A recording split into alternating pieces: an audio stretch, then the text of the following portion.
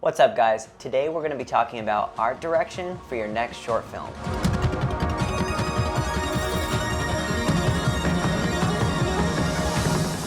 Today we're talking about art direction. As you know, I'm working on my short film, Droid. I hope you guys are excited about that.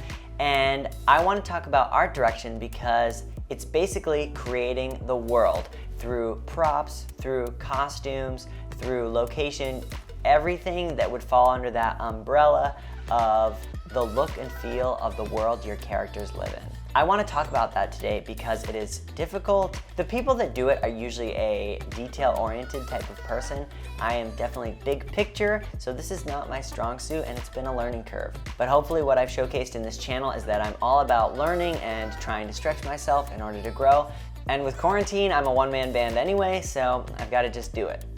I think the most important thing in understanding the art direction of your film is first taking a good look at what genre you're living in. You need to know what genre your short film is going to be. You need to be able to market it, you need to know who your audience is going to be, what they like, and so you really should be able to identify what genre your short film is going to be in. This dictates everything from here on out. Next, you want to look and see what other people have done in that genre. As you know, the genre I'm living in is sci-fi. So I started looking at a couple other movies and directors that I really enjoy and that work in that genre. Next, you want to create a mood board that sparks your interest. And this can be physical or digital. I really like using a digital mood board, but it should be filled with everything that sparks your interest or your creativity. Videos, images, whatever. Throughout this process, you want to have some location ideas, and then you want to go and scout these locations. Locations make one of the biggest impacts on the look and feel of your film. It can dictate lighting and camera setup, so it's a huge factor that you want to get ahead of by location scouting early. Finally, you want to start gathering or purchasing the physical items, your costumes, your props, so that you're ready to start shooting. And I realize that's a very broad plan towards getting the art direction finalized for your short film, but that's kind of been what I've been working with. So let's go back and I'll tell you all about my short film Droid and how I've used this plan to sort of get ready. To start understanding my genre, I know that I'm working with sci-fi, so I immediately started looking at directors that I really like. I love Denis Villeneuve. Blade Runner 2049 was probably my favorite movie from that year. Ex Machina, as I said, has really stood out as just this really gets under the skin, slow burn thriller. And movies like AR, Artificial Intelligence, Total Recall, the new one was okay, the old one is a classic, and I just recently watched Ghost in the Shell, which I really enjoyed. So I've just been trying to study up on movies that have gotten me excited, sparked my interest, and gotten my mind in a place where I'm creatively thinking about how I want my world to be, where the characters live and what it looks like. From there, I created a mood board. Like I said, I like to work digitally, not physically for this part. I use Google Docs. I like to open up a blank page and I just screenshot and drop in every image that I can find that gets me excited or sparks my creativity. I want to show you guys my example. So what I'm going to do is I'm going to have my own version and I'm going to duplicate a version for you guys to be able to look at, and I want you guys to see what I've been thinking about, what I've been looking at, and also I want you guys to add to it. If you have a movie or idea that you think I need to see, feel free to drop it in and I will look at it and hopefully get inspired and gather ideas from it. So now I have a general idea of my genre and I've created a mood board. In terms of location, I'm at home. And I knew that. I wanted those restrictions. I said, I'm gonna make a short film where I duplicate myself and also where I film it at home. So I wrote most of the scenes in the rooms in this house. For me, I think it's better to have limitations. Limitations means you have to become creative. It immediately means you have to work within the boundaries that are given. More than likely, if it's anything goes and I have total freedom, I get lost in the weeds. So to be honest, limitations help me, and they're usually one of the reasons that I get an idea. Finally, props and wardrobe. So I got on Amazon Prime and I did buy a couple of items, but I also wanted to utilize what I have here at home. Let's check out what I got.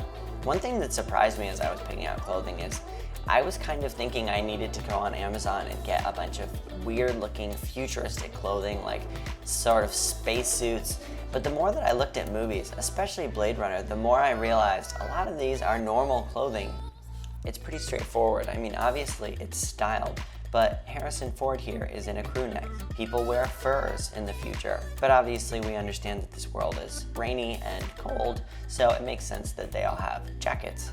I'm really into the joggers look lately, and I think that has sort of a futuristic look, so I went with some dark gray joggers and a dark jacket with a popped collar.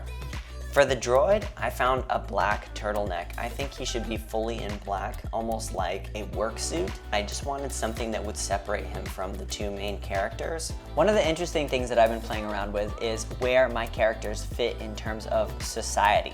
So in Blade Runner 2049, you have a very cyberpunk feel where the hero comes from an oppressed or depressed subculture of society, like a tech-heavy society.